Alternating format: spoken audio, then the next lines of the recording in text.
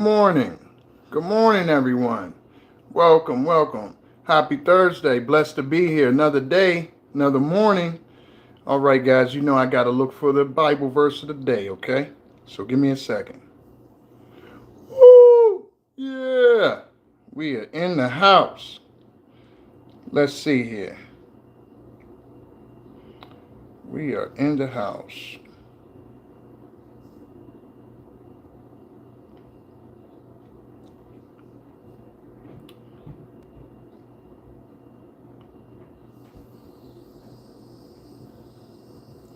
Okay, guys. All right, I'm going to try to get some people in here a little bit. Oh, well. Let's go ahead. All right, guys. Today's Bible verse rather, is John 4:21. Okay. And this commandment have we from him, that he who loveth God love his brother also. Ooh, that's beautiful. That's beautiful. I love that one, guys. And that's important. And it also ties into what I'm talking about today. Love his brother also. But we have to understand what I'm talking about today is you can't win on a losing team. Okay. So, you guys might want me to elaborate on that. I repeat, you cannot win on a losing team. You can't win. You cannot win on a losing team. And I say that, family, because when we look at situations in our lives, and of course, I'm a life coach, and my job is to help individuals improve their life. You don't like where you're at, you want to find a way to go to the next level, you want to find a way to maximize yourself, be the highest version of yourself. And of course, that's going to be, you're going to have to do some things. It's not just going to snap and come to you. Oh, Lord, I want to manifest. I want to be my highest self. Okay, let me wait. How long is it taking? I'm still not my highest self. Still getting the same results. Nothing has changed. Wow. So think about that, family. You are trying to be your highest version, of highest self, and now you are expecting to do that just by having faith and just by asking the Lord. No, faith without works doesn't happen. So you have to put action to it. So part of that action, you cannot be on a losing team and win. Okay? If you want evidence to what I'm trying to say, you could look at sports. You could look at any sport, but you could look at football, you could look at basketball, you could look at hockey, you could look at any sport you want to, and you will see an analogy to what I'm saying. You cannot win on a losing team. I don't care how great of a player you are. The great Michael Jordan, people don't realize that Michael Jordan actually had, he had a team before Scottie Pippen. He had a team before Dennis Rodman. He had a team before John Paxson. I'm a little old school, so I go back a little ways. Come on, guys, give me some likes in here. Come on, guys, let's get some likes. So Michael Jordan, I remember in the 80s, he played and got into the playoffs. He was the highest scoring player in the league. He did great. And you see what happened. He lost. He went to the playoffs several times, and every time he got there, he lost. Lost to the Pistons. He lost to the Celtics. He lost to basically those were the main teams in the East that were challenging. Come on, guys, let's get some more likes. But Michael Jordan lost in the 80s. People only remember Michael Jordan for the 90s. Hey, Cooper Williamson. People only remember Michael Jordan from the 90s. Michael Jordan came into the NBA in 1984. Okay? He didn't win his first championship until 1991 season, which was actually 1992, the summer. You know how the NBA does. And so that's 7 years. Excuse me. Yeah, that's 7 years. You got to understand, it took a while before he could win. Why? It took a while because he was on a losing team. He was a great player on a losing team. You cannot win unless you have a team, a winning team. When he started to get players like Scottie Pippen, when he started to get players that could help him, that could assist him, players that complemented his gifts and his talents. Okay, Michael drive to the hole and dunk. Okay, Steve Kerr, he kicks it out for a three-pointer. Steve Kerr was an excellent three-point shooter. You see, he couldn't do it alone. And that's what I'm saying today, fam. My message to you is you cannot win on a losing team. You have to know the team that you're on. Look at the team. Look at your players that are playing with you. If they are not up to par, they got to get traded. They got to get cut. I don't care what you do. They can't come into the stadium any longer. And I'm adamant about this. I am a living witness to this. See, people sometimes think, oh, I'll punish this person. I'll leave them alone. I won't talk to them. You know what? If you were a negative stain in my life, that's wonderful. You gave me a gift. Because a lot of these people that are toxic and they claim to be on your side, they don't even realize they're so toxic. They don't even realize that they gave nothing positive to you. All they gave was backhanded compliments, negative energy, secret hate, all of that stuff. They didn't bring anything good to you. All they were doing was taking and draining. So one way you will know when you have these kind of people on your team, get them off of your team and see if you do better or see if you do worse. Black or white. It's not complicated. I'm an ENTJ, guys. I tell you that all the time. That's the commander attitude. And if you don't know the Briggs-Myers test, I'm straight to the point, results oriented. If I do better with you away from me, that means that you were bringing nothing good to me. That means that you were bringing nothing but negativity, nothing but haterism, nothing but bad energy, bad vibes, whatever you want to describe it as. You were not giving me or bringing me nothing that was going to elevate me. And so that's why you got to get rid of these players. You can't keep them around you. You got to remind yourself to exist. If they break your boundaries, if they overlook your boundaries, if they overstep your boundaries, that's definitely a sign. If someone, you set boundaries, hey, I want you to respect me. Hey, I don't want you to call me at this time in the morning. Hey, can you let me know before you invite someone over my apartment or my house? Can you let me? And they constantly just overlook everything. They don't care. That type of person does not deserve to be around you, because every infraction that you allow is an acceptance of that's what you want. You want this level of respect. You don't want to win. It's actually an affirmation. Every time you keep someone around you that consistently breaks your boundaries, and they know their boundaries because they wouldn't do that to their boss. If their boss is paying them a certain amount of money every day or every hour, they're going to talk to that boss with the utmost respect. They're going to be on time. They're going to call, hey, manager, Manager Johnson, I'm on my way. I'm late. They are going to give that person who is giving them something of value respect. The only person or people or situations where they will not reciprocate that is when they feel as though it doesn't matter. There's no consequences. I'm not going to get quiet. I could keep stepping over your boundaries. I could keep disrespecting you. I could keep not appreciating you. What are you going to do? Leave? So that's the ultimate disrespect. When an individual knows what they're doing bothers you, but they are banking on your good heart. Oh, this person showed me a good heart. So since they got a good heart, you know what? I'm not going to comply. They have a good heart. I can stomp all over their heart. They'll still be there because they love me. They love you, but you don't love them. And that's why they can do that, because that's not love. Love is, hey, I know this person said don't do that. Let me not do that. That bothers them. That's empathy. I don't want to make them feel a way that's bad. But we got to understand, sometimes we have so many people that we have put in our lives that mirror the toxicity that we came up with. So if you came up in toxicity, you seen your parents fight, step parents fight, whatever, you seen disrespect, you seen all these things, devaluation. If you got to understand that if that's what you've seen, that's in you, that's on you, and you can ignore it all you want, but it'll show up in your life because it's something that you'll replicate if you don't correct it. So I'm saying that to say, you're not obligated to make anyone comfortable in your healing process. Don't make someone else comfortable and hurt yourself. And that's what you got to remember. is that what you feed will grow and what you starve will die. It'll die if you starve it. So if you keep feeding it, if you keep saying, hey, that's okay to treat me that way, that's fine. I'm okay with you doing that. You have to nourish your future. You have to nourish your future, and don't resurrect the past.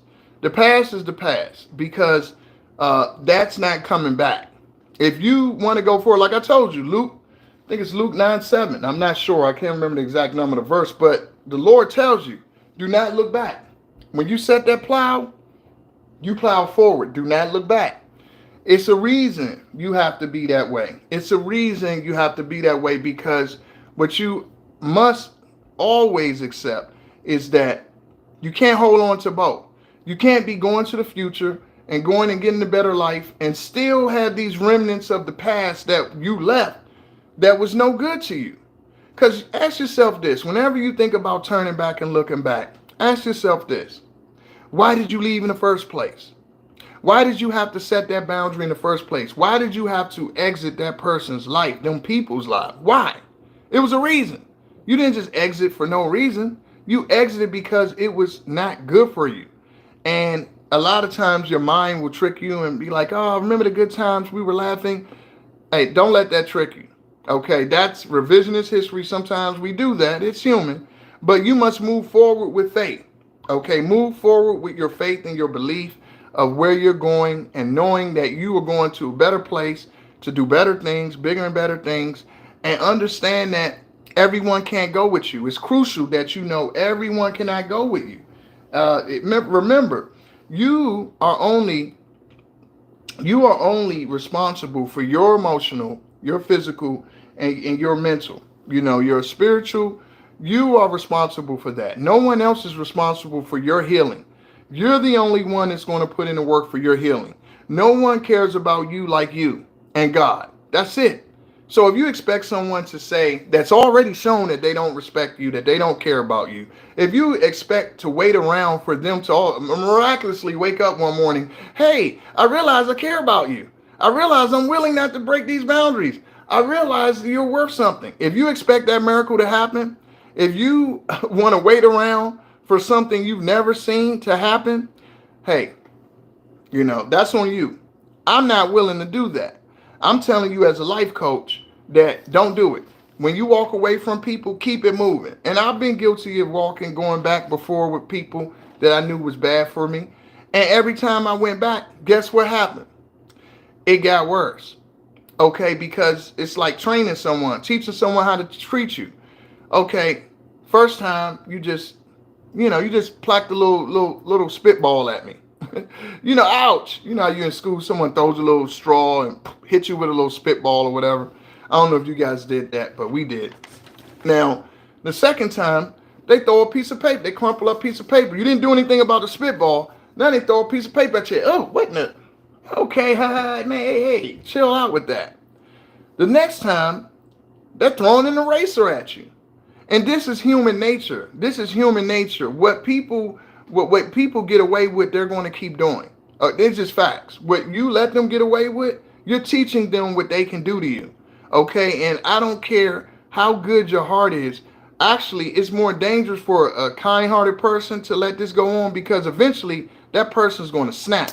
And when that person snaps, all of that built up, hey, I was trying to be cool with you. I told you, leave me alone. I told you, hey. And that when you're going to get to that point where you're going to say some things, or you might do some things to that person, and that's on you, because you should have got rid of them a long time ago, because all that individual was doing was trying to provoke you. If you already said, and listen, this is why a lot of people in this world are hard on their boundaries. This is why a lot of people are very aggressive, and they give this demeanor, and they aren't kind. Like I was talking about yesterday, they make sure that you see their not kind side, their unkind side. They make sure that you see that. And the reason being is because so many people have low character in this world, and they will, any kind of opening you give them, they're going to run with it. Oh, wow, you let me get away with this? You let me get away with that? No. And see, again, you don't want to get to the point where you snap on them. And you're like, I told you, and and now you're out of character. And they're going to look like, what did I do? You've been disrespecting me your whole life. I'm trying to be kind to you, trying to show you love. And this is why you got to look at the character of a person before you extend certain things.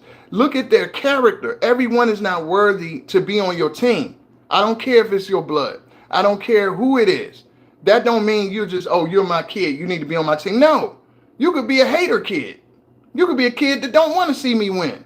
You could listen to your mother and your mother lied to you all your life. You don't know no truth about the person. You're just going off of what one person said. You don't want to know anything else because that makes you comfortable. You know, if you know the real story, that might hurt you. So I don't know where your mind is at. And if you don't have the maturity and the proper ability to communicate with me like an adult, I'll never know.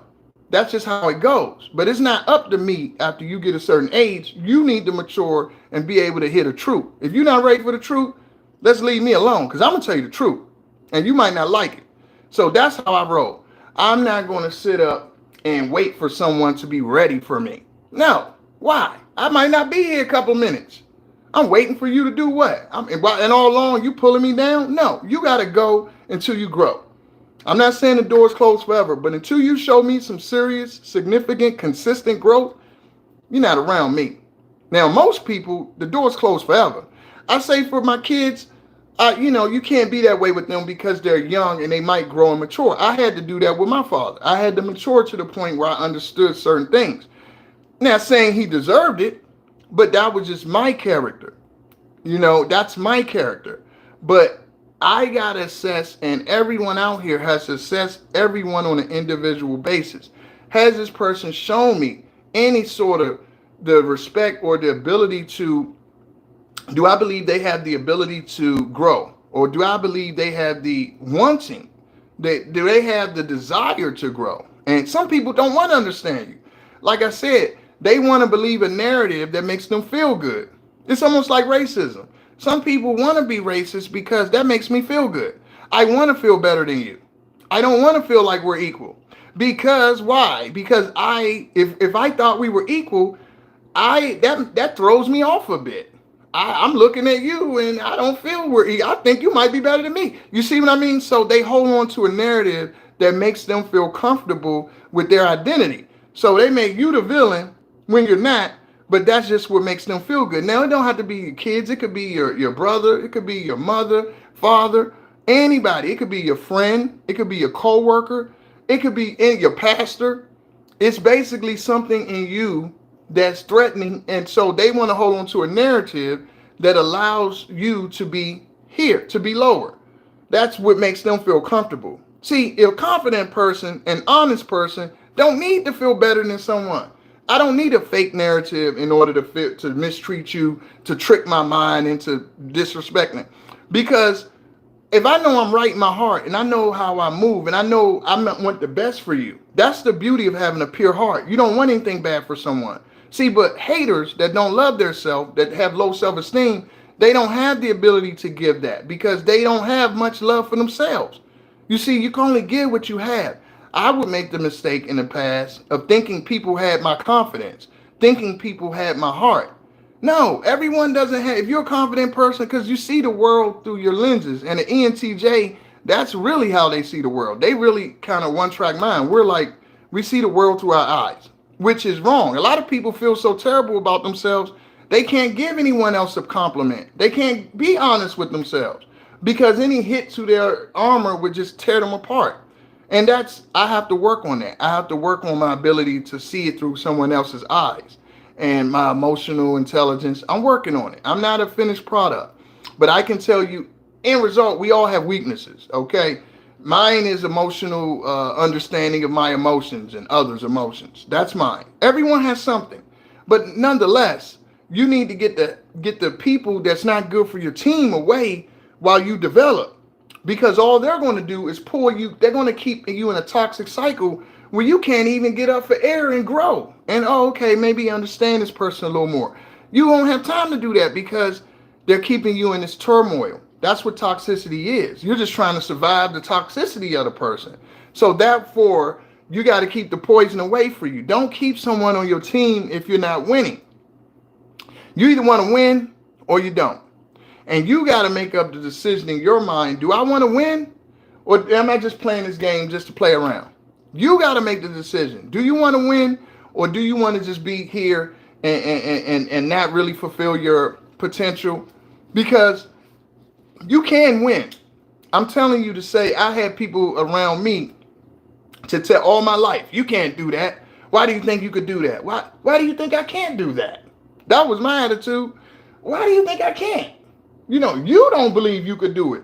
Don't impose your insecurities and your low self-esteem on me. I always been like that. I was like, hold on, I don't think like you. Like, we're not the same. Whatever your limitations is, you keep them within you. They're not my limitation. I'm unlimited what I could do. I believe in myself unlimited, in an unlimited fashion. There's nothing I can't do. If I put focus, time, all I need is time and opportunity, baby. And I'm gonna seal the deal and get the job done. And you gotta have that kind of confidence in your life. You cannot be the 13th hater. I always tell people, you're gonna have 12 people that's gonna hate on you, guaranteed, everywhere you go. Do not be the 13th one.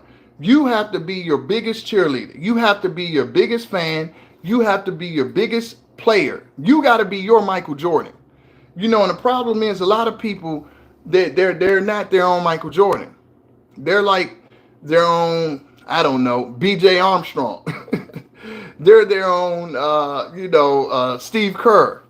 Not that they're not that they're bad players, but they're role players. They're not the star in their show. They have given that to someone who's a narcissist in their family, maybe a mother, father, brother, whatever. No, you don't let a narcissistic person, they're not the star. That's the most insecure person in the room.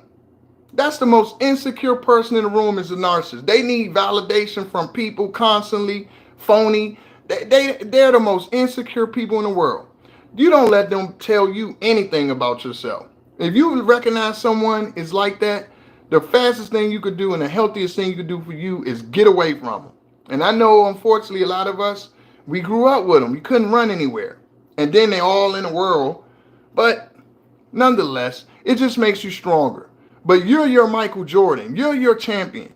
Think of yourself that way. See yourself as a champion. Check out my King video when I put up that about T.I. today.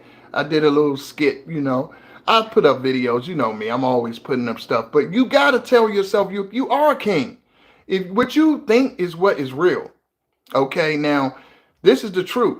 What you embrace and embark. Now, of course, you have to walk in that way too. You can't just say anything. I'm an astronaut and I'm not doing anything but smoking drugs and running around. No, you have to walk in that fashion. You have to, every element of your life has to express how you feel about you.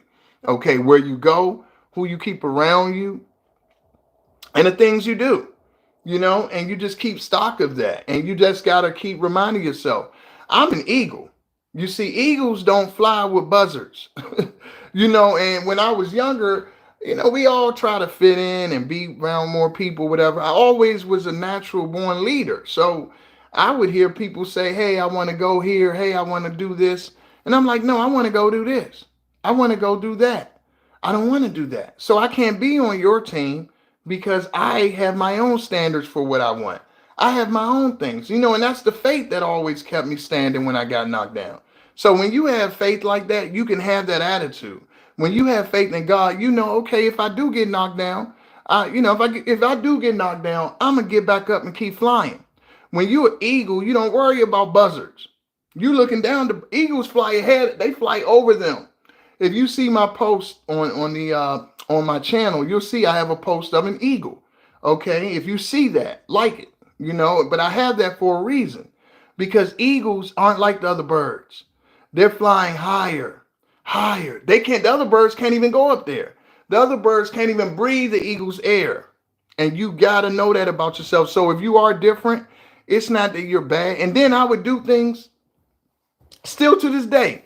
You do things and somebody clown it or say it's not good or it's not going to work. And next thing you know, you look back and they're doing the same thing. They're doing the same exact thing that you were doing. Literally. You open up, when I started my business, oh, you can't do that. Nothing going to happen. Next thing you know, this over here starting a business. And nothing wrong with that. I mean, imitation is the most sincere form of flattery. I'm flattered. But it's just funny that people will critique you, people will criticize you, and then emulate you, and they'll do the same thing. You'll see them copying you constantly, and you're like, man, what can I do to get away from this? You can't do anything. That's what they. But what you can do is make sure you never put them on your team, because that's the kind of player that wants to play with you for a little while, and then when they play with you and they're like, he's getting all the credit, he's doing all the shots, he's getting all the accolades. I don't want to play. I want to get traded. You think they're going to play hard for you? You think they're going to shoot their best? You think they're going to run to get that stolen ball, that loose ball? You think they're going to? No, they might purposely miss some shots because they don't want to be on your team. So that's why I say you cannot win on a losing team. Watch your team, look at your team, examine your team, and you make sure you cut some players. Okay? All right, that's all I'm going to say about that. Now, who I want to, since I mentioned Michael Jordan a little bit, I'm going to talk a little bit about Michael Jordan, give him some props, because he definitely was an inspiration to me in my life. To be quite honest, I never really liked his, from what I know, I don't know him personally, but what I've seen, his political views, it didn't seem like he was very representation. It seems like he was not very supportive of his community. Okay. Now, I am judging from the sideline. I don't know the whole story about Michael Jordan, but I'm saying from what I've seen, it seemed like he was not. Now, I do see he's done a lot of good things. He's a 3.45 million billionaire, now. So obviously, being African American, that's a great accomplishment. But I don't judge people just on money. I judge them on more than that. Okay. And I'm just saying that for me, what he did represent is someone who had a tenacious ability to keep going. Like I said, he lost those first years. He kept going and he kept work. His work ethic was insatiable. He was ferocious on the court. So I admire his excellence, his tenacity. No one played as hard as him. See, people just look at the skill set. Oh, he could jump high. Oh, he could do this. He was athletic. No, he played hard. If you watch Michael Jordan, he was bubbles of sweat just pouring down his face on the free throw line. I still don't see players looking like that. And to this day, I don't see players that seem like they're completely drained. They've given it all. They laid it all out on the court, like I seen Mike do it. And I'm saying that as a guy who has never bought a pair of Michael Jordans in my life. Honest to God, I bought a pair of LeBrons. I think for my son when LeBron first came out. But other than that, and I bought a pair for me too, actually. But I never bought a pair of Jordans. Not saying LeBron is better than Jordan, but I'm saying that Michael Jordan set the standard that it's very hard for anyone to duplicate. He poured it all out on the court. He really was tenacious. Even after his father passed away, he still came back and played. He just showed, he personified overcoming odds and trying. And then one thing that's sneaky that I like about Michael Jordan. Now, why he did it is different rumors. But when he went away to play baseball for that year or two, year and a half, I admire that because he could have did anything. He could just sat home. He didn't have to do anything. I think the NBA probably told him to sit down for a bit till the gambling thing goes away. Who knows? The bottom line, he went play baseball. And yes, he didn't do that well. But what I admired, what I admire about that action, it was something he was not professionally trained in, but he was in his 30s at the top of his game. And he said, you know what? I'm going to go play baseball. I always loved the game as a kid. He was able to reach back into his childhood dream of playing baseball and bring it to fruition in his present. That's courageous. Because for someone who's always been great at something, the world has only seen them be great. They've really never seen him horrible. I mean, North Carolina, he hits the game-winning shot against my Georgetown Hoyas back in 84 and 83 rather. And, he's a college winner. Excuse me. So NBA, yeah, he didn't go to playoffs, but he was the number one player. I mean, he was the number one scorer early on in his career. And all you saw was him win. So now he says, I don't care about my reputation playing. But now this is before the other 3 championships. which he was solidified anyway, the first, but he wasn't where he was at the end of his career. He said, I'm going to go into baseball. Not just going into the big leagues, he had to go and ride the bus with AAA. This is the amateur, not the amateurs, but this is the minor leagues. He had to sleep in quarters that were, this is a multimillionaire, most famous person, athlete in the world at the time. He's going in with guys who were straight out of high school, buses. Think he bought them a bus. You know, think of the humility that takes to do that. Think of the confidence that takes. Okay, I'm willing to look like a loser. I'm willing to put it all out for the world. And if I lose, who cares? I'm doing what's in my heart. And it's that same heart that makes him a champion in what his sport of choice, his profession of choice was basketball, is number one. That's the heart of a champion. He's willing to take risk. And even after basketball, okay, he could have he was almost a billionaire without anything, just off of Michael Jordan brand. He said, no, I want to buy a team. You see, that's what I'm talking about. As you do small things, it becomes a habit. He couldn't just sit back on his laurels because he had never done that. He had always challenged himself. He has always shown that tenacity about life. I'm not satisfied. Okay, I'm going to go do a racing team, a race car team. I still to this day don't know another black man that has ever owned a baseball race team, a NASCAR team. They might have them. I don't know of them. You see what I'm saying? So he's the only one I know. He's probably the only one a lot of us know. Think of what I'm saying is you can look at people like this. You don't have to like or agree. You're not going to like or agree with no one. But you can look at people who have reached these pinnacles and you can find jewels to learn from them. And what you see is the most talented people, the most successful people they're not scared of taking chances. They're not scared to take chances. Now, when you let these people off your team that were not helping you win, that's a chance because you're not sure. Okay, but it's a chance that you're willing to take because you know you're not winning with them now. And on that note, I'm going to let you guys go. And remember, love what you do, guys, and do what you love. I'll see you tomorrow.